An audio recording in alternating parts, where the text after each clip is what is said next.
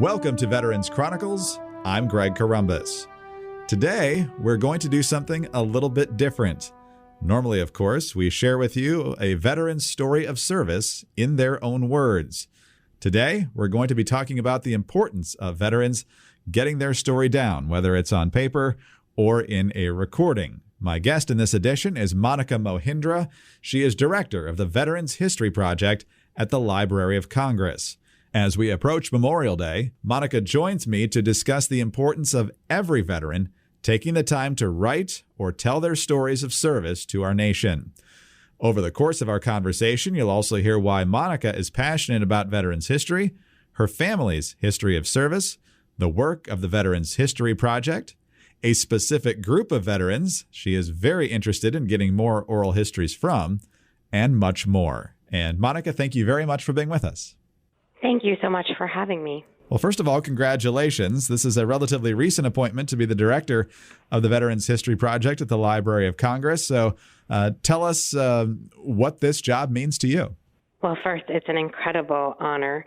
I've been with the Library of Congress for almost 20 years and with the Veterans History Project for 17 of that time. And the true depth and meaning of this is hard to encapsulate in a brief comment, but I will say that it is such an honor and a privilege to work with veterans and individuals around the country for whom are part of their lives, their loved ones, to ensure that these stories are preserved, are shared, are lifted, and understood both today and for generations to come. How much do you get to interact with veterans? I know we at the American Veterans Center send over materials that we record and so forth, but is a lot of it direct interaction with the veterans?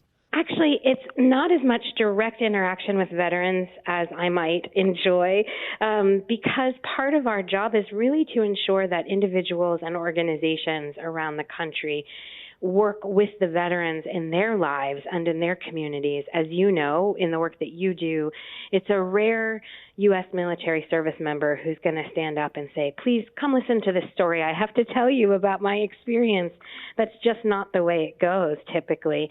Sometimes they do. They have something really burning. Maybe they're an extrovert and they'll share something.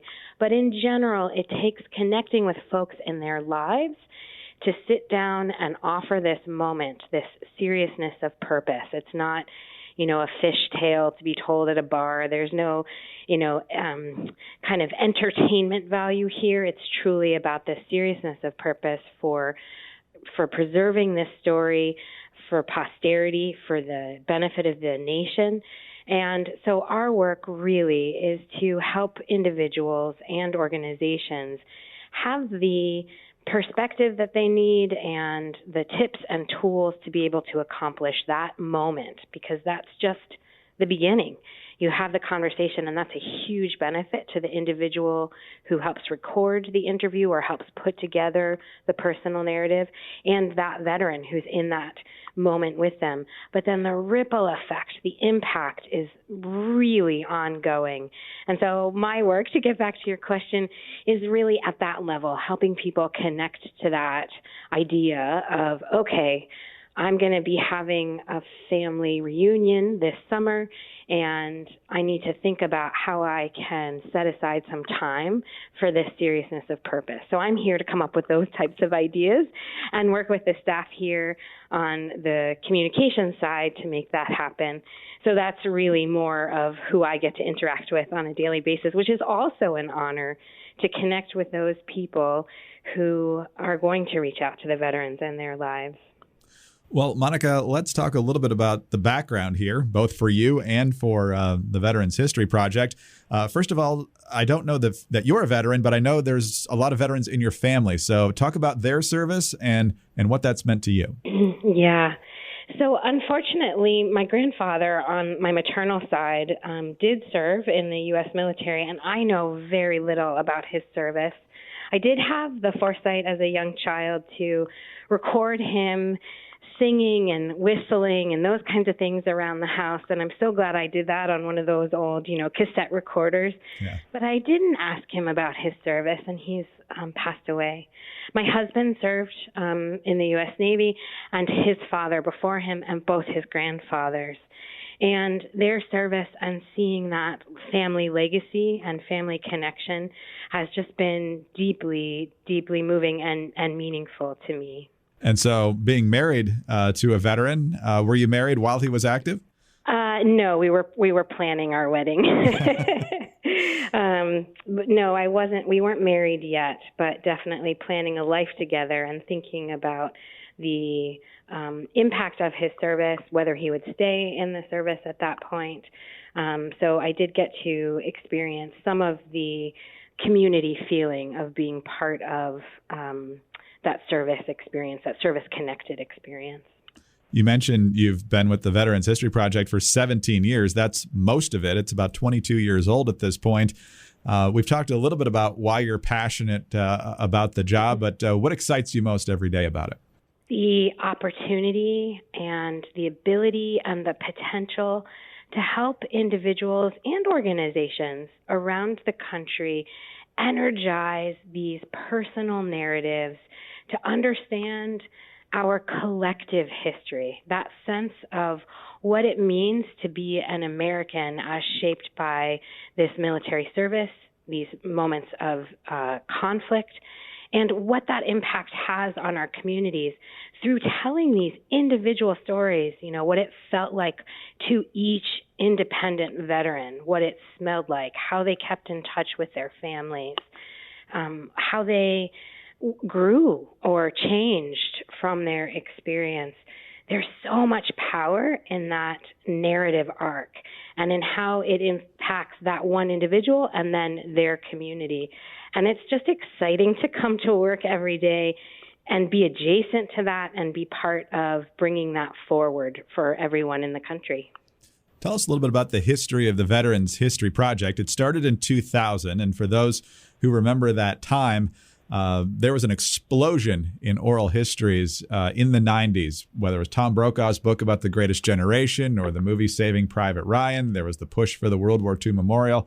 It really seemed to be a time when people eventually felt more comfortable telling those stories of World War II and from other conflicts as well. So explain the idea of the Veterans History Project and how it got rolling. Well, I have to say it's lovely to hear the way you framed that question and to understand about your audience that they have that context in their back pocket. So often when I'm trying to explain, the moment that the Veterans History Project came to being, I'm having to explain that context of what was happening then, at the turn for the focus on World War II veterans and their stories.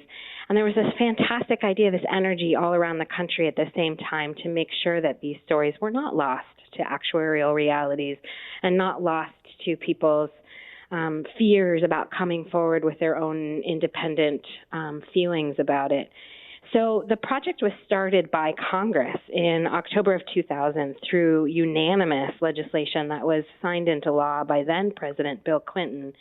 And really the idea was generated at a family picnic from Representative Kind, who was talking with his uncles and was hearing about their service.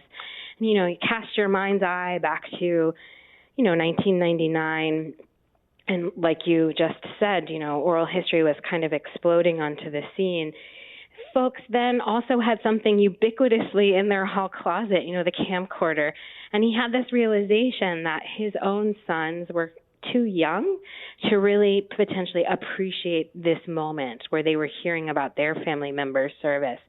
And so he got the camcorder or recording device from the hallway and made sure that it was recorded and had the idea really that lots of people were having at the same time to pull together these stories to have an enriching collection.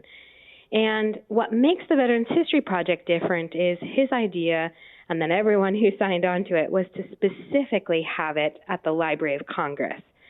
So these stories can be resident in archives around the country as a copy to be available on a local basis, but having them collectively at the nation's library, where it speaks to all of the importance of our national history. That was really the defining part of the Veterans History Project, and this idea that individuals all across the country would contribute to it. To this day, we now have over 113,000 individual expressions of first-person narrative of veterans' experience, and that's really because people from every district and even the territories have contributed based on that initial energy and that initial inspiration just really carrying us forward. Just about a minute before we have our first break here, Monica, when we collect oral histories, we always have them, of course, sign the release form that comes along with the Library of Congress. And at first they're excited. And then the next question is, well, what do they do with them? So what do you do with them? Well, that's actually why I feel so lucky to be here at this juncture. We're over 20 years old now, as you said, and looking forward into the future. And what does that mean for an oral history project of this magnitude? When the project started, there was a lot of focus on the idea that these were living legacies. And I think people thought of that in terms of, the Library of Congress, maybe it's dusty old things that are there, and here we are taking contemporary oral histories. And so the living part, I think, conceptually was this idea of people taking right before you, those people taking their story contemporary to today and ensuring that we had it. But I'm here now, 20 years later, to see what I think is really the living part of it, which is those collections do not sit on a dusty shelf under eaves, in the attic at the Library of Congress. They're actually served and used. They're served in the American Folklife Center reading room every week, and they are used by everyone from students who are trying to understand more about what they're learning in their history books, to family members trying to understand more about what their veteran or family member may have experienced, to researchers, to makers of all kinds, documentarians, authors, believe it or not, choreographers have used the collections to create dances. Muralists have used the collections to create murals. So makers of all kinds are using them. And for me, that's the living. Because what happens is these collections don't just sit here. They are used. And then these other things, these other, facets of understanding are created, and then those come back to the Library of Congress to inform and inspire somebody else. And it's almost like a recycle symbol, this ongoing wheel of further and further understanding. Fantastic. Monica, let's pause right there. When we come back, we'll talk about a specific group of veterans that you're looking to get oral histories from, and we'll talk more about the importance of veterans sharing their stories. It's all still ahead on this unique edition of Veterans Chronicles. I'm Greg Corombos, and we'll be right back. This is Veterans Chronicles. I'm Greg Corombos, honored to be joined today by Monica Mohindra. She is director of the Veterans History Project at the Library of Congress. Our regular listeners will know we normally have a one-on-one interview with a veteran of one of our service branches.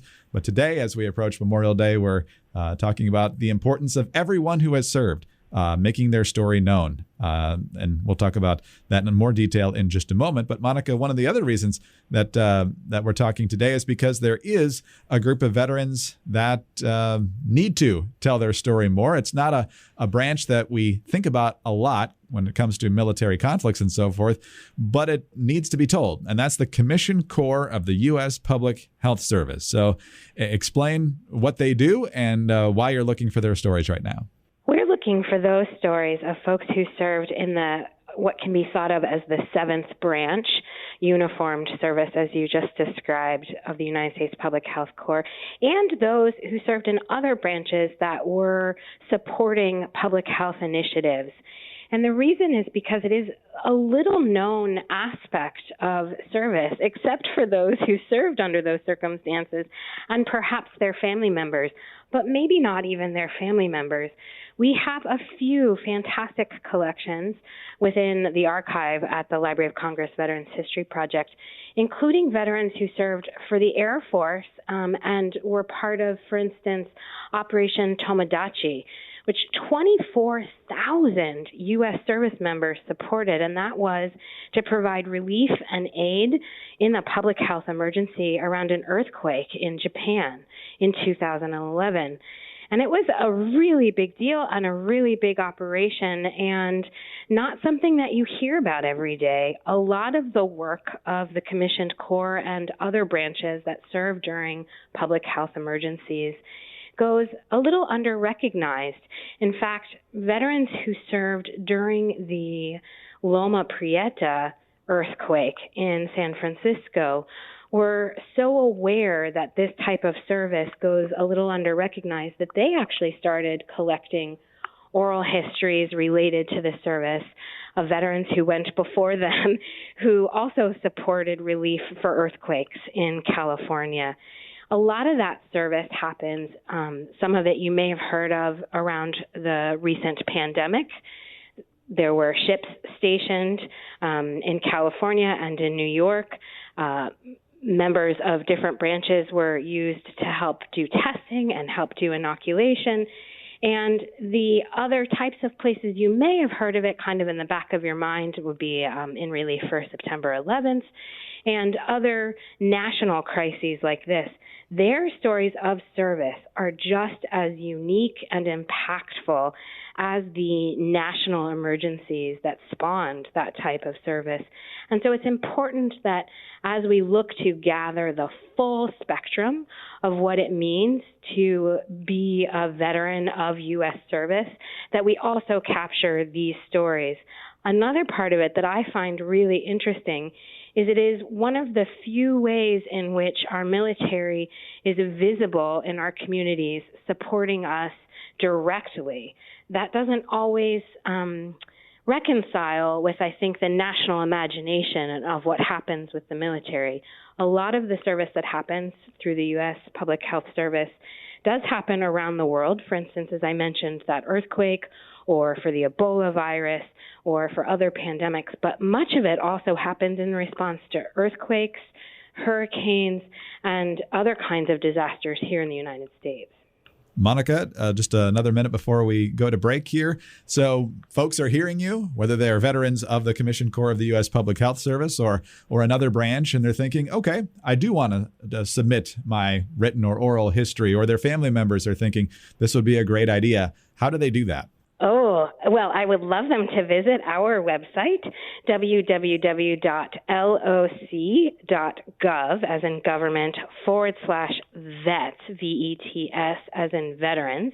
And there they'll find a brief video that will walk them through the process, the tools, tips, and instructions they need to ensure that their story can be part of the archive, or to give the individual in their life that they want to share this experience with all that they need to be able to accomplish it, including the important archival forms, which need to be accompanying their story, and just little tips and techniques for how to address such an activity, regardless of what's going on with the pandemic in your community.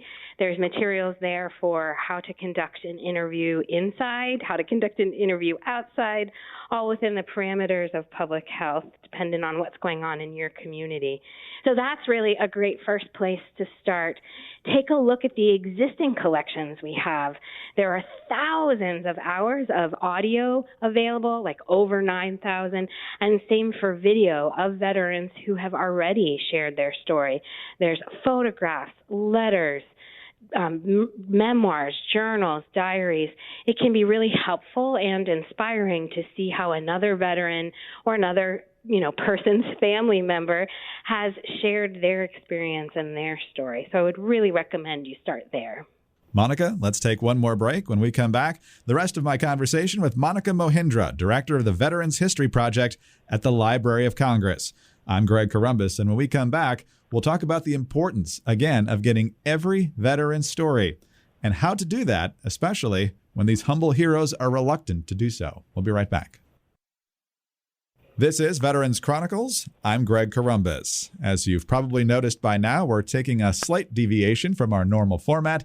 Instead of a one-on-one interview with one of our heroes who served this country in uniform, we're speaking with someone who collects more oral histories than anyone, and that's Monica Mohindra. She is the director of the Veterans History Project at the Library of Congress, and we've been talking generally about encouraging veterans to share their history, both in written and oral form. And then, of course, we just talked about a very specific call for veterans of the Commissioned Corps of the U.S. Public Health Service to share their very valuable stories as well. And Monica, it was, before that explosion that we talked about earlier of oral histories starting in the 90s, many World War II veterans were very reluctant to do so. It was almost kind of a reawakening in some ways, as some of them started to do it and then others started to consider it. And now it's fairly common for World War II veterans and those younger than them to do so. So what's the key for most people? They don't think that they're a hero. I hear that all the time. It was always somebody else who was the hero.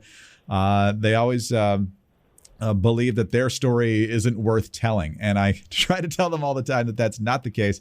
Every story is worth telling. So what are the keys that you've learned over the years to convince people that it is important to tell their story and it is worth it? First, I want to acknowledge that I do sit from the place of a greedy archive. We want every story of a U.S. service member from that personal perspective. And we must put them at the center of this endeavor. It must be at their comfort level. So we can start with ways to approach them via their family members and community members and people of their heart who are important to them. But we do have to be careful not to place undue pressure. And I say that almost to myself as much as I say that to your listeners, sure. Because we do want them all, and we want them from World War I through the more recent conflicts. And as you know, with the World War II veterans, that is a population that is a huge part of our collection. Over 50% of our 113,000 collections are, in fact, of World War II service. But we're really hoping to get more of service from Vietnam-era veterans. We're hoping to get more generally of women from all time periods. And any slice of veteran service that is minority slice of any kind. So Native Americans,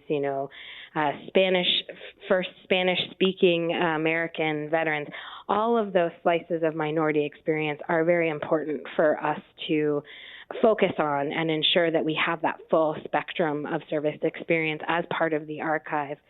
So when you're sitting down with that individual veteran in your life and you're trying to convince them to participate, I think the first thing to do is to share the purpose of the Library of Congress Veterans History Project, that this isn't for entertainment. You're not going to ask them about things that make them uncomfortable. You're going to go through the form with them so they see what's happening and what it's about, and they get to tell you there are certain things they're just not going to talk about.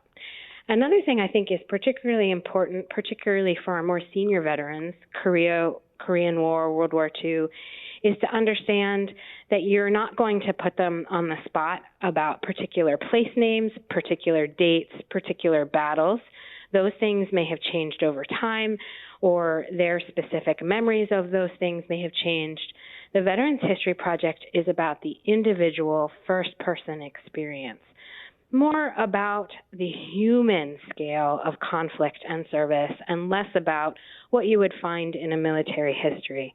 So as I mentioned earlier, what did it sound like? What did they do for food? How did they keep in touch with loved ones? What did it feel like to see comrades in arms who were maybe getting out before they were? What did it feel like when they came home? Has that been a long process? So these types of questions about that first person experience really is at the heart of the project, that narrative arc. And so that's really important to share with the veteran that you're considering approaching about this. And really, I think the idea that it's yet another kind of service, they have already served their country. And now this is an opportunity to serve again so that their individual experience becomes part of this collective mission once again to provide insight and understanding for users of the collections. It can be family members, it can be members of Congress today, but also for posterity. And I think a lot of veterans who are feeling shy about participating, once they understand that it's again, these are already people who have contributed their life in some way to a large mission, this great mission, and to understand that asking for their story and to record it is again contributing to that large mission, I think it can be really helpful. We're talking with Monica Mohindra. She's the director of the Veterans History Project at the Library of Congress. And Monica, what tips do you have for the family members, the ones who might be shooting it and either asking direct questions or at least prompting them, Mom or Dad, tell us this story that you've told us before? It doesn't have to be Walter Cronkite, right? You just need to get their story. It doesn't have to be the professional level that we sometimes receive from the American Veterans Center interviews. It doesn't have to be Ken Burns or Walter Cronkite or anything like that. We have simple principles up on the website to keep it at a level that will be useful to researchers. Things like ensure that there isn't a lot of ambient noise. It's really easy to do this on the portable device in your pocket, which is your phone, and here are tips for how to make that be an appropriate recording device. We have all of those kinds of very specific tips on our website. We are also able to share workshops around the country with groups of volunteers. Somebody who wants to host it at a public library or a local VA or American Legion can get in touch with us. They just need to have 25 to 60 volunteers who would like this extra bit of support in learning how to do this from the perspective of oral history or even American folklore. And so I think for those folks who are thinking about doing this and they're going to be doing the recording, it's really just as simple as a conversation that you're recording with seriousness of purpose. Absolutely right. And as you said, it's a matter of encouraging and explaining, not pressuring.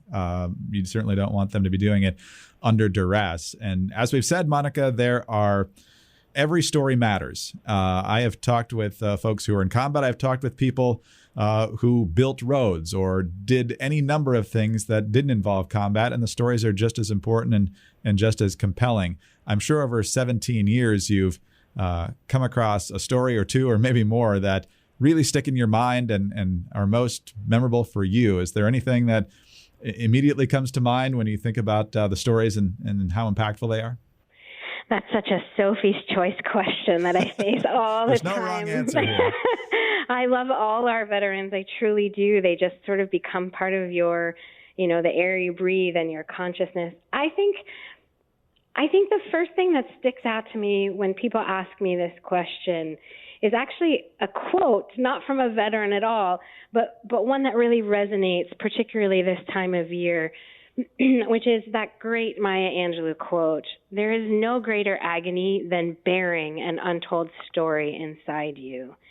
And I think that what's really compelling when you go to our website and you view these thousands of hours of oral histories and you see these original photographs and handwritten letters, handwritten V-mail, you actually get to see it there like you're looking at it in your own kitchen.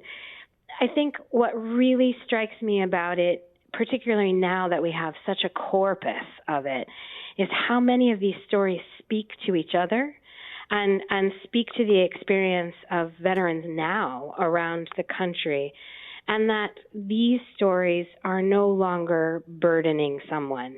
Not only are they no longer burdening someone, but they're uplifting the rest of us. They're amplifying our collective understanding of what we share together.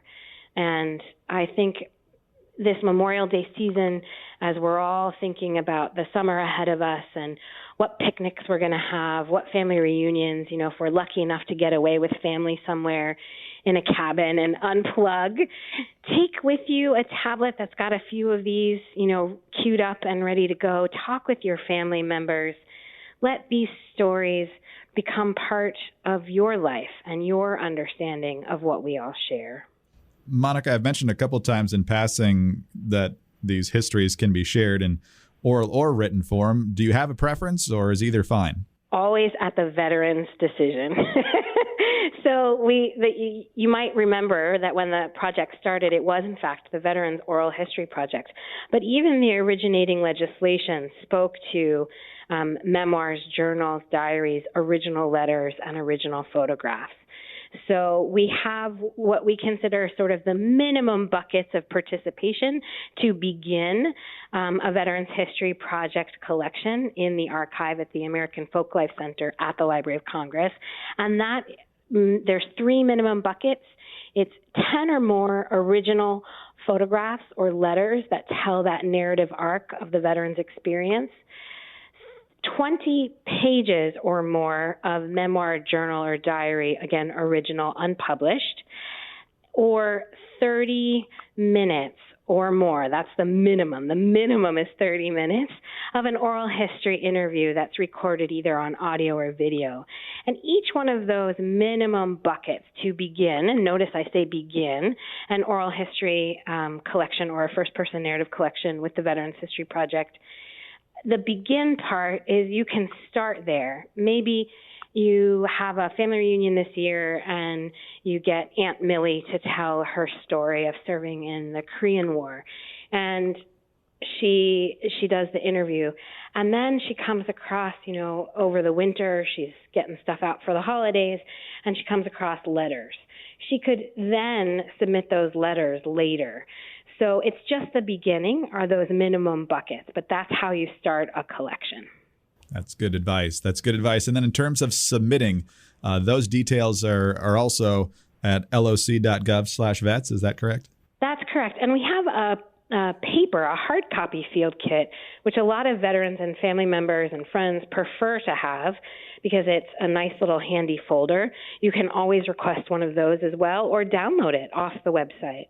You mentioned that it's Memorial Day coming up here, Monica. And of course, when you talk to people, almost all of whom will tell you that they were no hero, even though they were, they'll tell you that the ones who are the true heroes are the ones that did not come home. And that's the distinction, of course, between Veterans Day and Memorial Day. Veterans Day honors all who have served, and Memorial Day honors those who gave their lives during their time of service to our country. But for those who remain, sharing their story helps to tell the stories of those who did not come home as well. It's so fun to talk to someone who understands the same ethos. It makes it so much easier. Absolutely. It's really important that those who are with us today share their story because they can give voice to it. And in sharing their story, they can honor the fallen. They can honor their experience. But another way to look at participating with the project during Memorial Day is to consider those family members, community members, loved ones who have already passed. One thing we noticed during this time of the pandemic is that we had an uptick of collections being donated that were letter collections, photograph collections, these documentations of first-person experience. And that's because people had the time to, go through their papers and their things. So it can be really meaningful for a family to come together during Memorial Day time, that weekend, that week, and put together their collection and go ahead and decide together that they're going to start it or send it in to memorialize their loved one. Or to look at the website not from a perspective only of how to participate, but all of these stories that are already there. Maybe, like me, you don't really have a lot direct from a family member, in my case, my grandfather, but you know what unit they served in. So you can go and potentially find somebody who served in the same unit or the same location during the same conflict or peacetime and have a little bit greater understanding of what that person's experience was like by listening to one of the collections we do have. So however it works for you this Memorial Day season, we hope you'll avail yourself of the resources at the Library of Congress Veterans History Project website.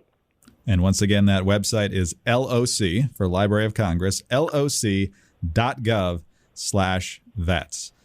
Monica, it is one of the great honors of my job to be able to speak to these amazing people who have served our country with honor and distinction. And it's also fun to share that fun with you because you get to do the same thing. So good luck with attracting these oral histories, especially those from the Commissioned Corps of the U.S. Public Health Service. Thank you for what you do, and thank you for your time today. Thanks so much for what you do and how you uplift these stories. We really appreciate it. Monica Mohindra is the director of the Veterans History Project at the Library of Congress. I'm Greg Corombos, and this is Veterans Chronicles.